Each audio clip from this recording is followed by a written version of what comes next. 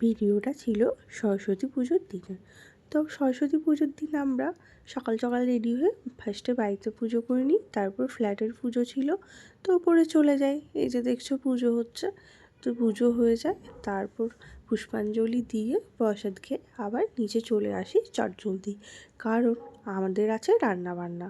তো রান্নাবান্নাতে অনেক কিছুই তো করতে হবে, সবথেকে মেন হচ্ছে কটা সেদ্ধ। আর যেহেতু সব কিছু নিয়ম মেনে শাশুড়ি মা বাড়িতে পুজো করবে, তাই আমি শুধু এই রকমই নিয়ম মানার জন্য বেশ কিছু রান্না করেছি। তো আমি ফার্স্টে করে নিয়েছিলাম এই যে মাছের তেলটা পেঁয়াজ দিয়ে ভেজে নিয়েছি। মাছের তেল খেতে কিন্তু আমাদের খুব ভালো লাগে, আমার তো মাছের থেকেও মাছের তেল দিয়ে এক থালা ভাত যেন শেষ হয়ে যায়। তো মাছের তেলটা করে নিই, তারপর করে নিয়েছিলাম একটু বেগুন ভাজা, বেশ কয়েক রকমই ভাজা করেছিলাম। তারপর করে নিয়েছিলাম একটু শিম ভাজা, একটু বিনস, আর সাথে ছিল একটু আলু। তো ভাজাগুলো হয়ে যায়, তারপর করে নিয়েছিলাম বেশ খানিকটা চাটনি। এই চাটনিটা কিন্তু খেতে খুবই ভালো লাগে আর খুবই টেস্টিও হয়, একদম ভোজবাড়িতে যেরকম বানানো হয় অনুষ্ঠান বাড়ির মতো। কারণ আমি একটা অনুষ্ঠান বাড়িতে একটা কাকুর কাছে দেখে শিখেছিলাম। তো ভালোভাবেই যখন চাটনিটা করেছি, তো একটু বেশি করেই কিন্তু করেছি।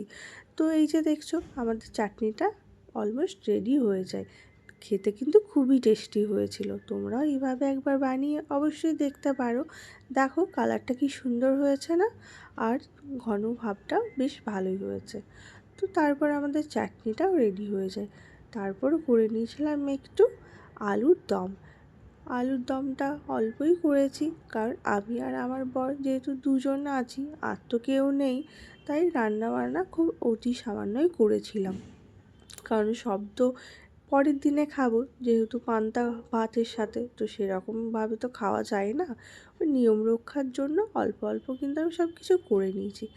এইবার করে নিয়েছিলাম একটু বাঁধাকপির সবজি, যেটা মাছের মাথা দিয়ে করেছিলাম, বাট ভিডিওতে সেটা তোলা হয়নি। এই যে সবজিটা হয়ে গেছে, লাস্টে মাছের মাথাটা অ্যাড করে দিয়েছিলাম। তারপর করে নিয়েছিলাম মাছগুলো ভেজে নিয়েছিলাম। মাছটা ভেজে নিয়ে তারপর এটা করে নিয়েছিলাম একটু মাছের টক, ওই পাতলা ঝোলের মতো, একটু তেঁতুল দিয়ে, কারণ পান্তা ভাতের সাথে টকটা খেতে বেশ ভালোই লাগে। তারপর ছিল মাছের একটু ডিম, মাছের ডিমের বড়া খেতে তো আমাদের খুবই ভালো লাগে।